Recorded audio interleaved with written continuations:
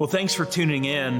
This is Pastor Josh, pastor of Greenville First Assembly here in Greenville, South Carolina. And one of our church members, one of our family here at Greenville First is Dr. Sean Dolan, who's a happiness consultant and a relationship coach. And he's my guest today. And I asked him if we could sit down and just have some conversation. A lot of what we're facing right now is something that none of us have experienced before. And so we just want to kind of answer some practical questions of what can we do in our families and our households and personally to navigate through these uncharted waters. So Dr. Sean, thanks for being with us today. And let's just rip the Band-Aid wide open.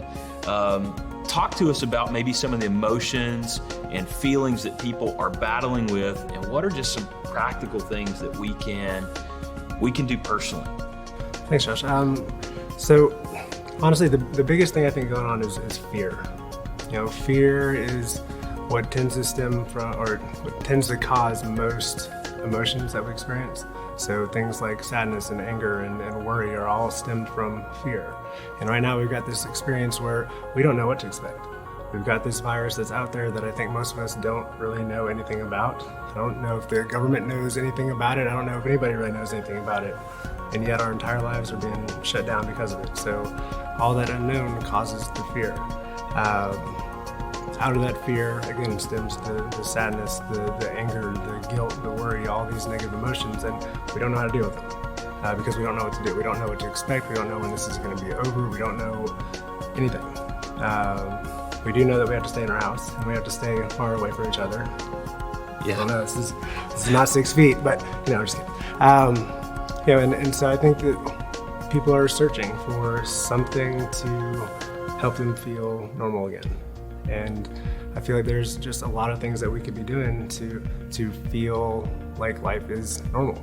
One of the big things I've told a couple of my clients lately is be sure that you're getting up and getting dressed every day. Set a schedule, make your routine the same as it normally is. That's good. And get out of bed. Don't sleep in just because you can.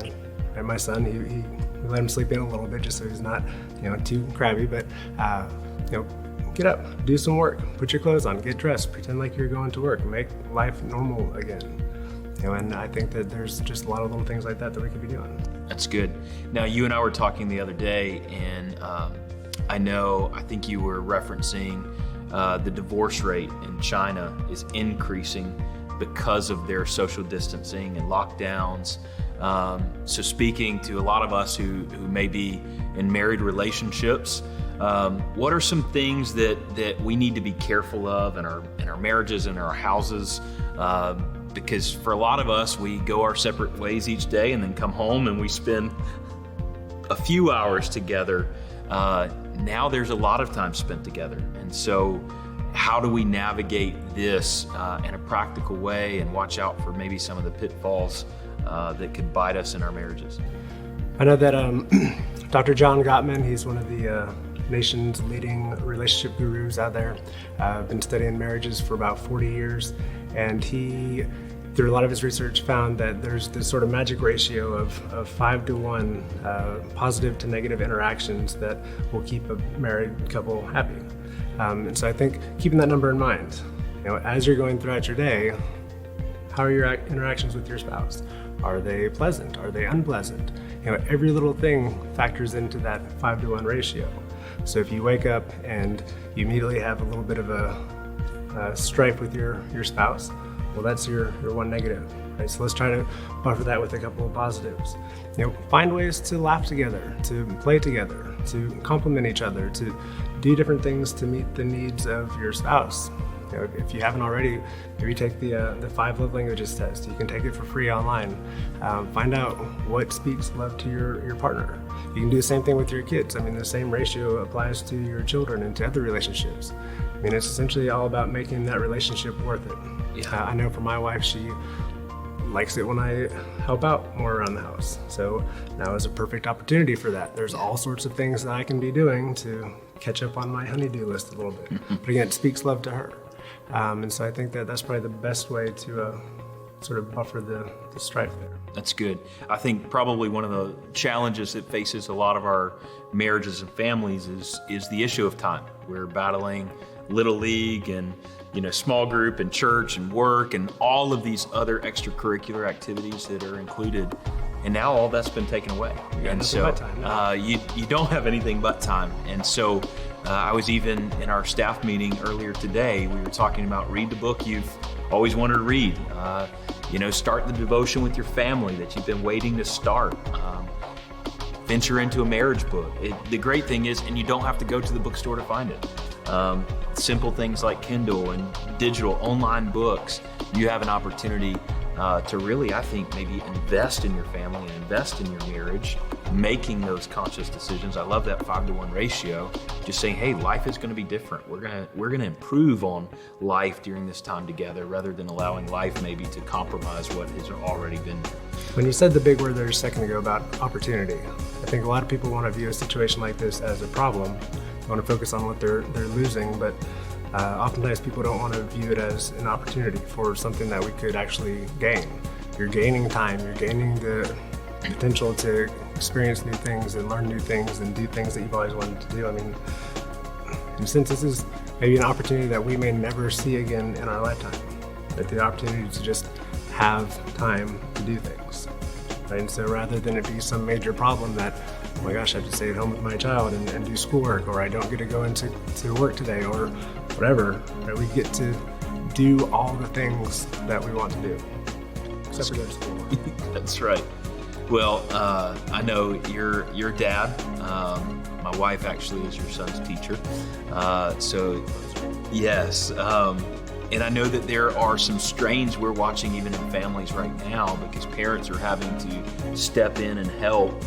How can we parent better during this time? How do we, maybe our kids who don't have a full grasp on even what we're facing, how can we help to navigate that parental to child relationship?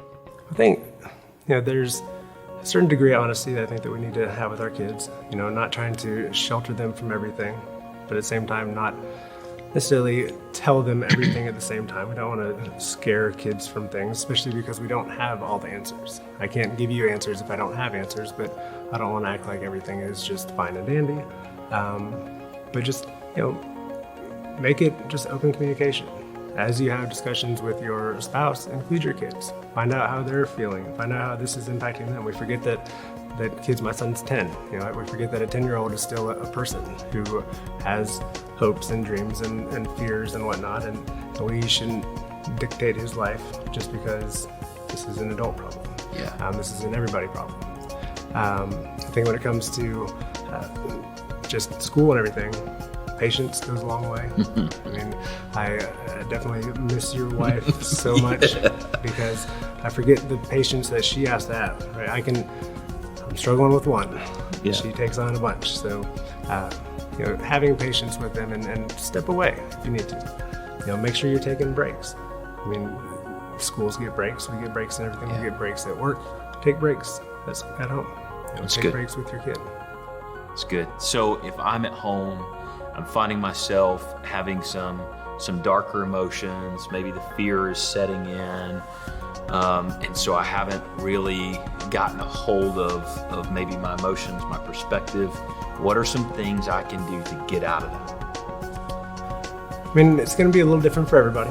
Right? Obviously, there's no one solution to getting out of a funk, but different things like finding music. You and I talked the other day about having sort of a go-to song or a set of songs that sort of lift you out of a dark place. I think turning to the Word or just to prayer, God gives us peace if we ask for it. I think sometimes just looking in that direction can help. Finding people to talk to, right? Whether it's a pastor or a coach or a friend or somebody who you trust, who you feel like will just listen. I mean, that can be valuable as well. I know we're supposed to practice social distancing, but it doesn't mean complete isolation from the world. Right. And finding those people. In fact, a lot of research on happiness has found that the number one predictor of happiness is people have a positive and sufficient support group. So making sure you have that. If you don't have that, try to find it. The church is probably a great place to start with that. Another big thing that people can do, just very simple to help lift them out, is focus on what you are grateful for. Again, we focus in times like this on all the things that are problems that we're not so grateful for. I'm not grateful for the fact that I don't get to send my kid to school, right? But what are you grateful for?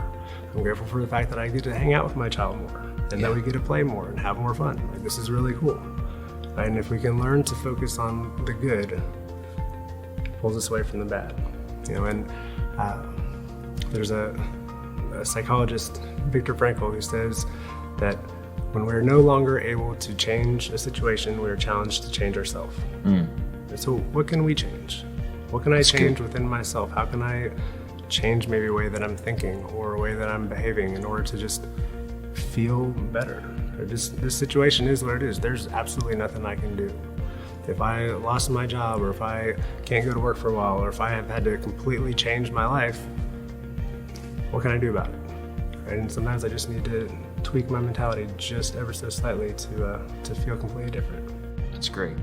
I've seen even some people, and this is changing that mentality, choosing to take days to not watch the news, to disconnect from our information stream, because just like you touched on earlier, there's a lot of unknown in this.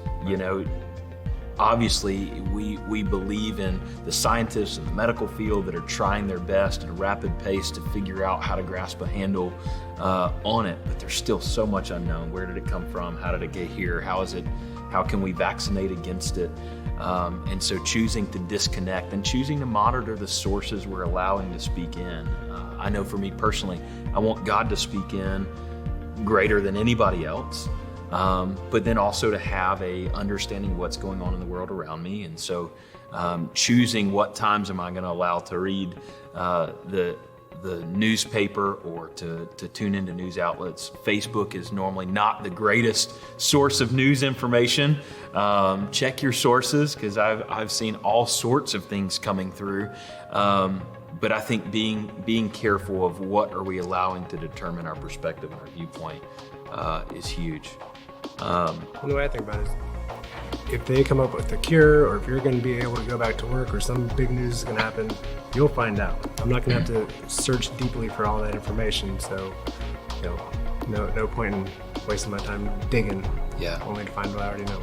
Well, we as a church want to continue to just offer help and support to those who are a part of our family. Our email address that we're pushing everybody to right now is help@greenvillefirst.church.